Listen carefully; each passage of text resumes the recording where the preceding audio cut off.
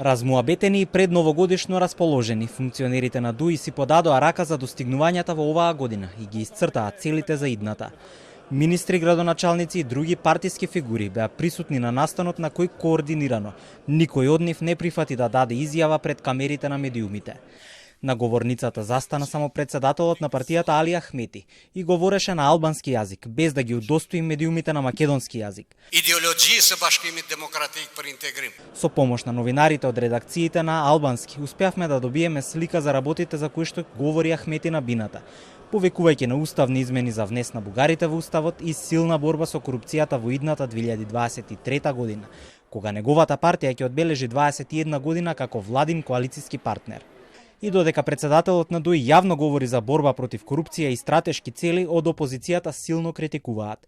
Корупцијата е вкоренета токму во владата и кај владините коалициски партнери, вели председателот на опозицијската ВМРО ДПМНЕ. Зборувајќи за предвремени парламентарни избори, Мицкоски ги препознава токму ДУИ и Ахмети, како оние кои ги држат конците на Илинденска број 2. Ковачевски не е човекот кој што одлучува. Таму одлучува два фактори.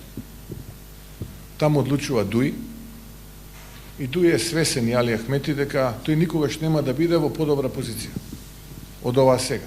И вториот фактор е парите што се делат од тендерите во 4 очи.